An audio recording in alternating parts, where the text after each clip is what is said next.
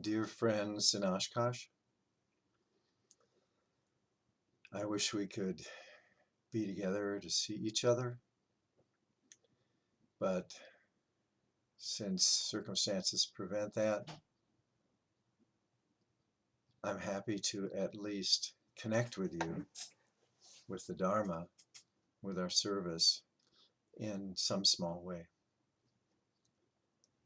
I hope that you're well. I hope that you're safe. I hope that you're not suffering too much from anxiety or fear. And I want you to know that you're with me in my meditations and in my daily practice. I think of you often,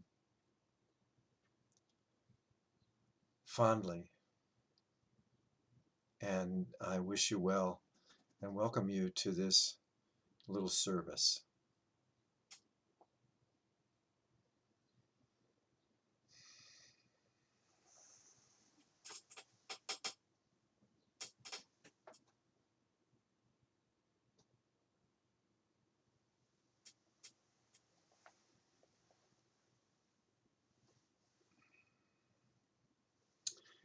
In gratitude we offer this incense throughout space and time to all Buddhas and Bodhisattvas. May it be fragrant as earth itself, reflecting careful effort, wholehearted awareness, and the fruit of understanding slowly ripening. May we and all beings be companions of Buddhas and Bodhisattvas. May we awaken from forgetfulness and realize our true home.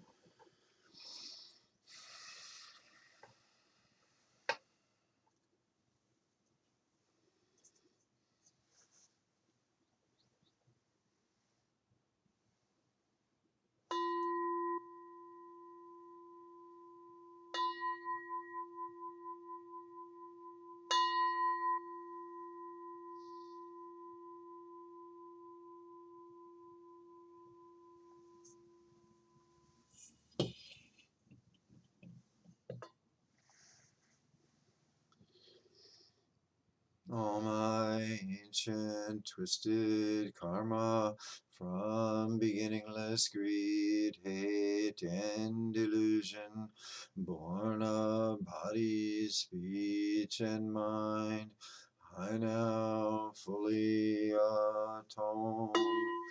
All my ancient twisted karma from beginningless greed, hate, and delusion, born of body, speech, and mind, I now fully atone. All my ancient twisted karma from beginningless greed, hate, and delusion, born of body, speech, and mind, I now fully atone.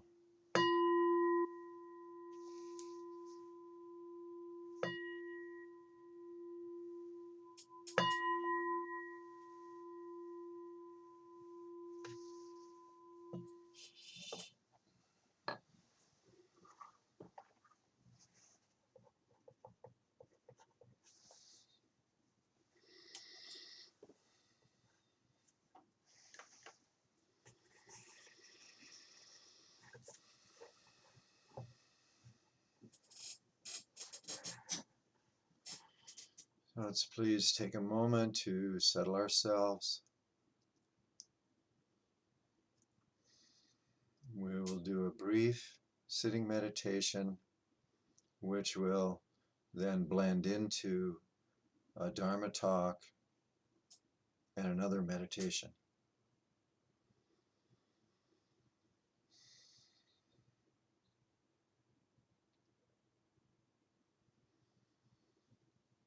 Please find a way to be as comfortable as possible and to practice with dignity.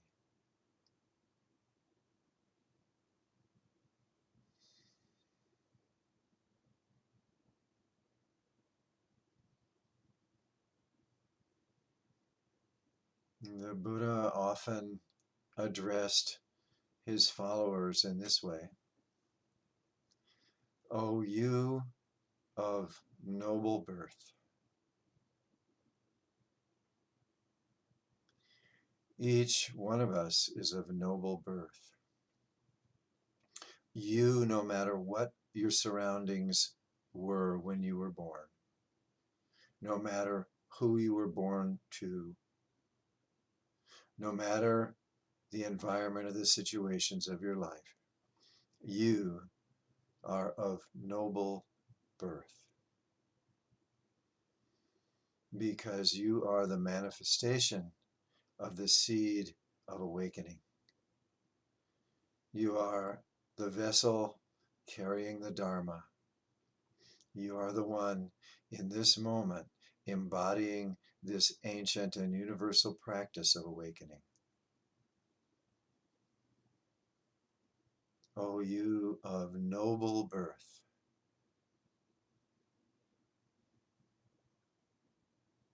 please be relaxed and alert.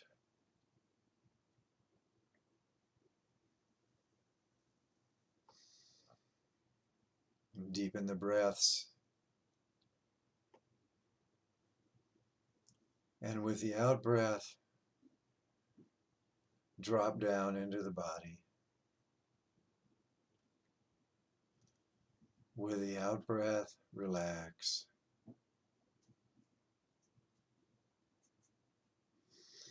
Drop down from the surface of the waters where the storms rile up the waves, where the winds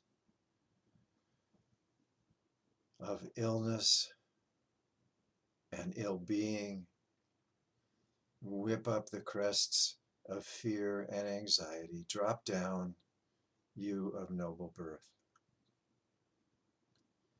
Let the out-breath carry you down into the ancient waters of this body and into the timeless qualities of your awareness.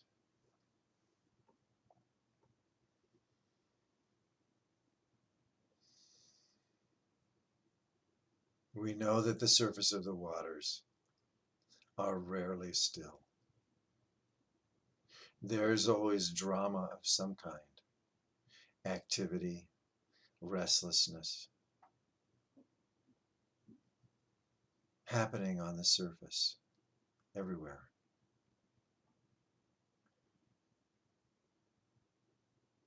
And yet we take this moment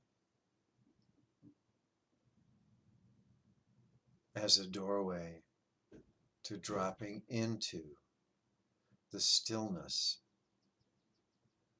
in the center of our body-mind.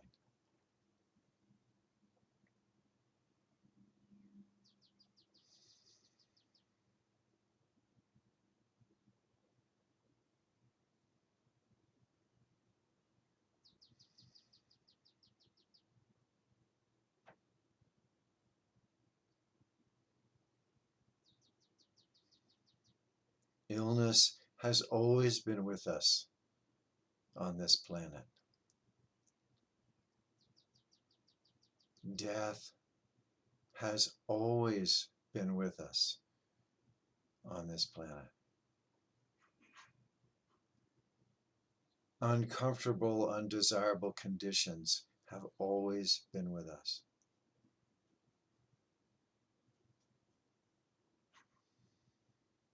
The only thing that's changed is that this virus is happening all over the world and is touching everyone at the same time.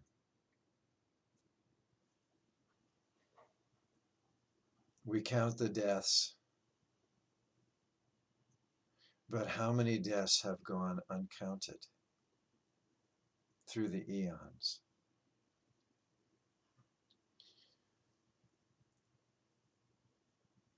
Please focus on that which is not different now from how it has always been.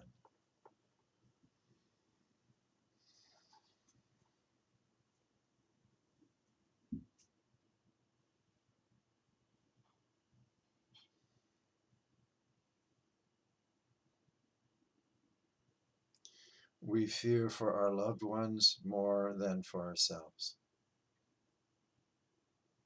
May they be healthy. May they be happy. May they be peaceful. May they awaken in this very lifetime. May the day be well and the night be well. May all beings find happiness and freedom.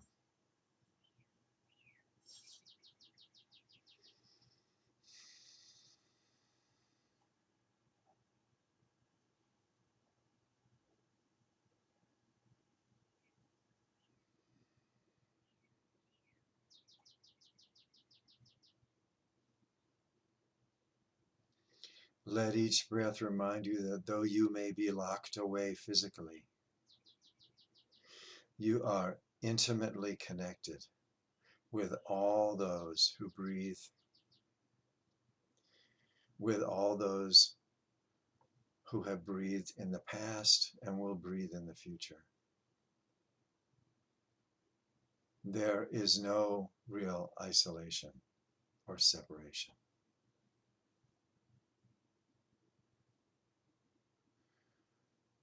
Touch into the miracle of this breath and this breath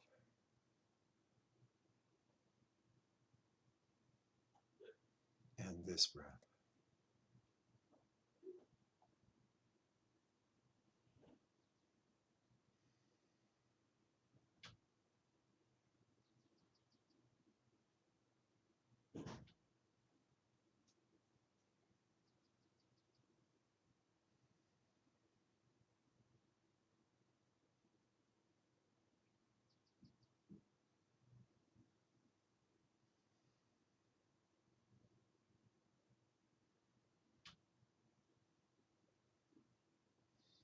In this moment, the body is like a mountain.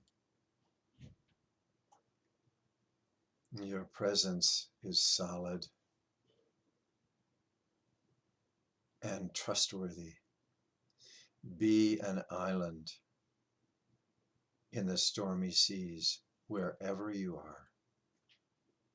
Be a place of calm for yourself and for those around you who are not calm. Let your sense of compassion for others and for yourself guide your thoughts, words, and deeds.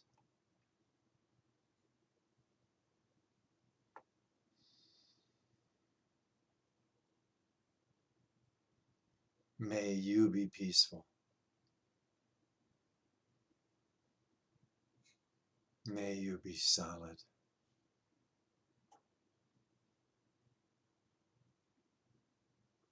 May you be confident in your spiritual path. And may you embody and express your innate goodness. O you of noble birth.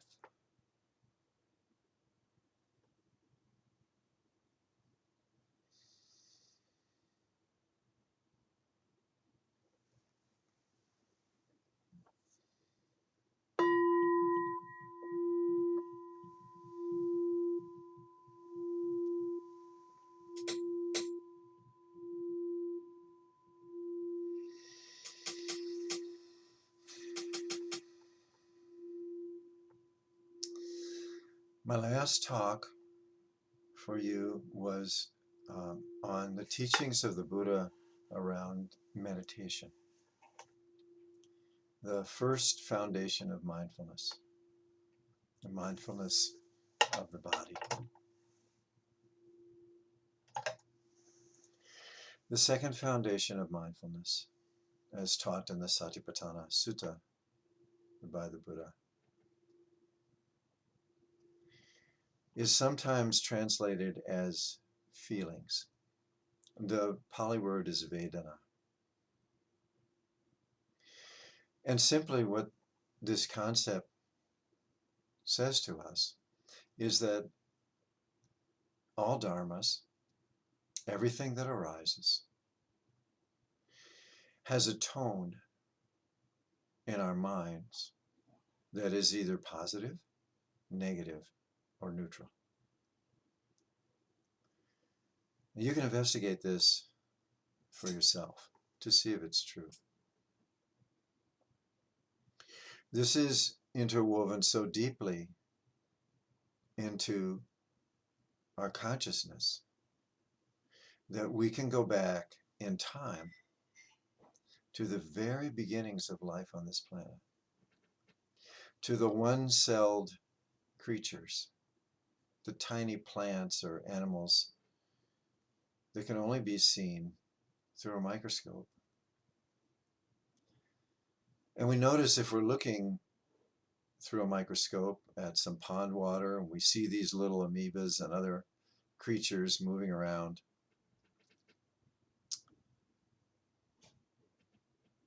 they're barely separate from their environment.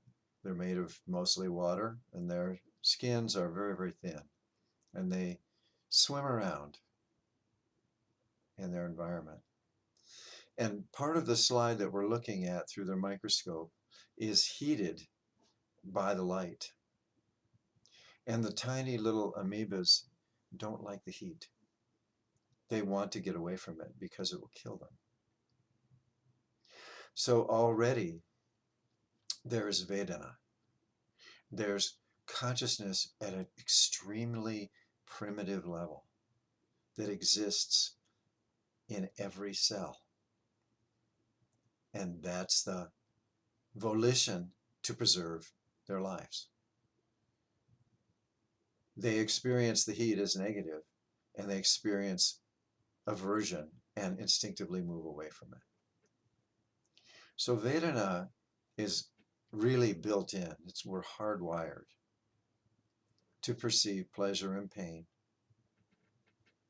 to perceive something that's pleasant or something that's unpleasant, and to move toward that which we desire and away from that which we are averse to. One of the reasons this is important is because it's so unconscious. And I'd like to do a little experiment with you. I wish we were all together and I could hear from you. But let's consider a few things to see if this is true. Well, let's consider a piece of chocolate cake. Delicious, fresh. Where is this on the scale of negative, neutral, or positive? Well, most of us would say positive. It's delicious, it's sweet, it's desirable. It's something we would want to have, to move toward. Therefore, we classify a piece of chocolate cake as positive. But is it really so? Perhaps for somebody who's allergic to chocolate, that exact same piece of cake is a negative, life-threatening. Or for someone who's taken a position to lose weight, that chocolate cake is not something you want around, no less something you want to eat. So it's negative. It's something that we're averse to.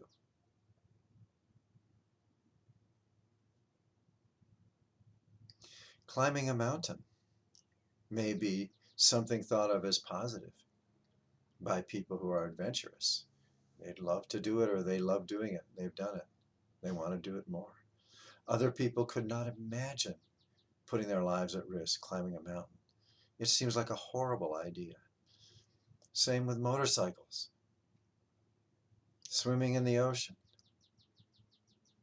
And if we look at any of our great variety of experiences, those that we're attracted to, that we say are positive, or those that we're averse to, and negative, and we look deeply at them with mindfulness, we may discover that this positive, negative, neutral is a frame which guides every decision we make unconsciously in our lives. Oh, that person. I don't like that person. I'm going to move away from that person because I feel uncomfortable. Maybe we don't even think about it. We just avoid them. If we don't look mindfully at Vedana, we are really no better than the one-celled creature, than the amoeba, moving toward this, moving away from that, bouncing forever between attraction and aversion, between attachment and distancing. This is a good thing to meditate on. You can meditate on anything, particularly things that you love or hate. Love, by love I mean that you desire, think are good, or hate.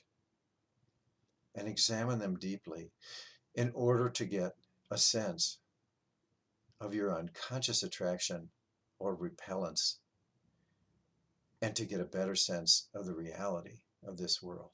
I'll give another example. Slavery. Terrible. We would all agree it's terrible. But there were those in the day who thought it was good, who profited from it, who justified it. And if we can't understand why they felt as they did, we can't really understand slavery, and we can't defeat it. This Vedana practice is a path to understanding reality. Adolf Hitler killed millions of people, some of them my people.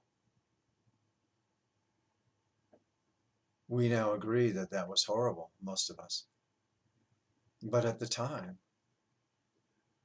they, the Nazis, were under the impression that what they were doing was good. And if I simply fight them without understanding their motivation, that same motivation will reappear some other place, some other time, and maybe even in me. So this is why this practice is so important for deeply understanding how we unconsciously attract and repel experiences, people, relationships. And if we examine them, we'll have taken a step toward wisdom.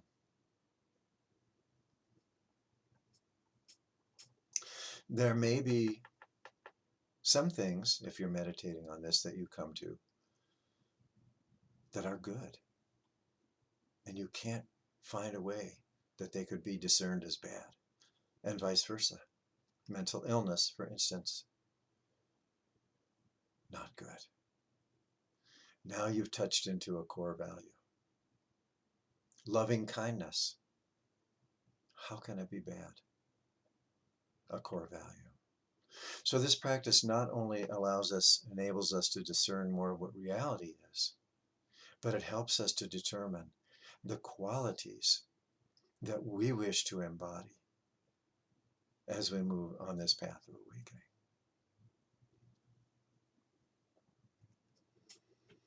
One of my teachers, Thich Nhat Hanh, said, if you understand the negative, the positive, and the neutral, you can transform it. So for instance, we do this in meditation. Breathing, most people would say, is neutral. We don't really pay much attention to it. It's not particularly pleasant or unpleasant. But when we meditate, we can discover how vastly pleasant is the breath. In fact, it can be the doorway to bliss. And so we've transformed something that we framed as neutral to something very positive. And the ability to do this is the ability to find beauty and miracle in the smallest things. I'm mostly confined to my home.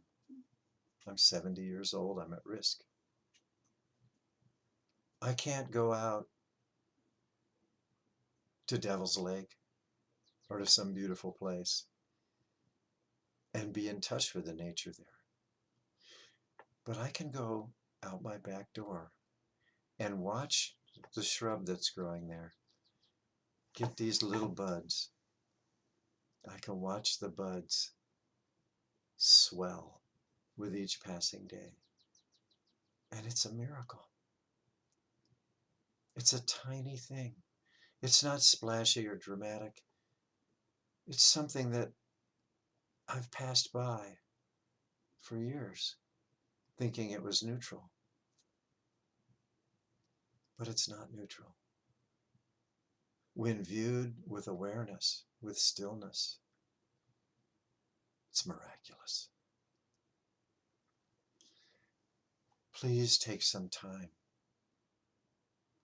to notice that which you pass by daily, that you pass off as uninteresting, neutral, and look deeply. The sun comes up every morning. It's a miracle. Every blade of grass is alive. The birds are returning and singing. The person you thought was so nasty turns out to be just suffering. The preciousness of your friend, the next breath. We can transform all of these seemingly neutral things, or even negative things, into positives. It's a beautiful practice.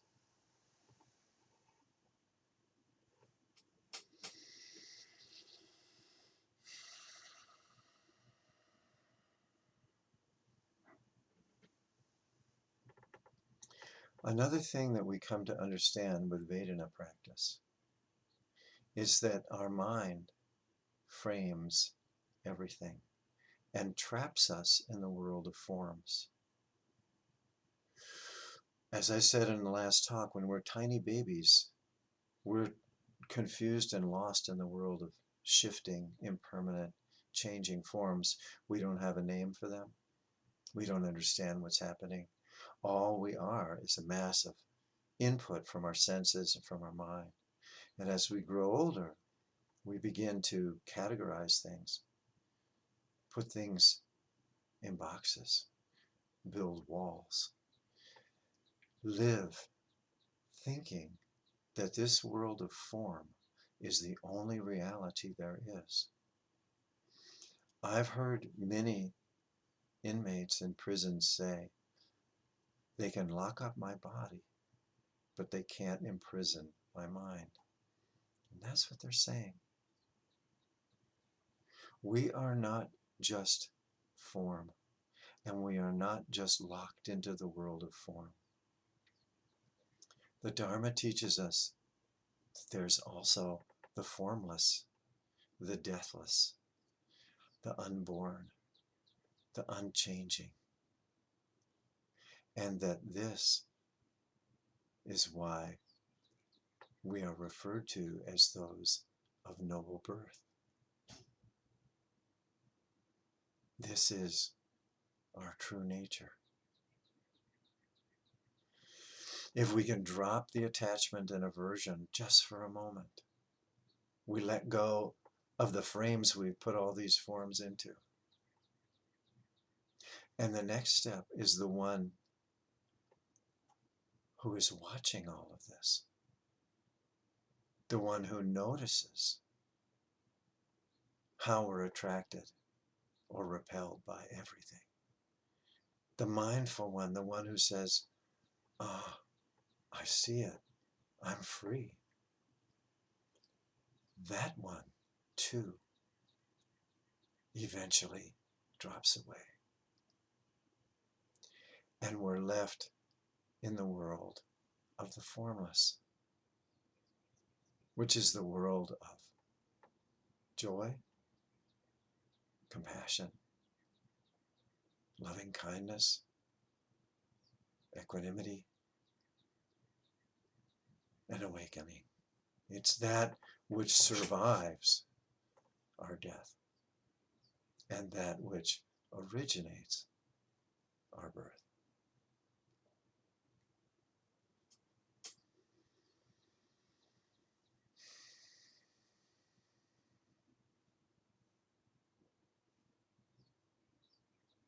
Please use your breath to touch into the vast and boundless world of the formless. Use your breath as the wind which fills the sails of this small boat in which we ride, so that when we reach the other shore,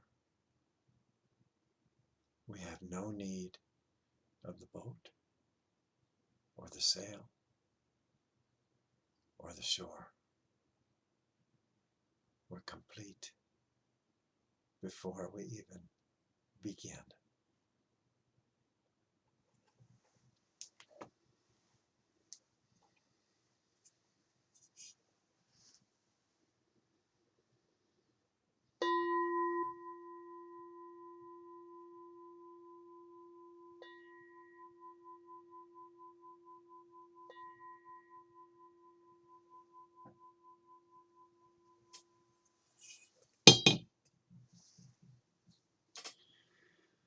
Creations are numberless, I vow to free them. Delusions are inexhaustible, I vow to transform them. Reality is boundless, I vow to perceive it. The awakened way is unsurpassable, I vow to embody it.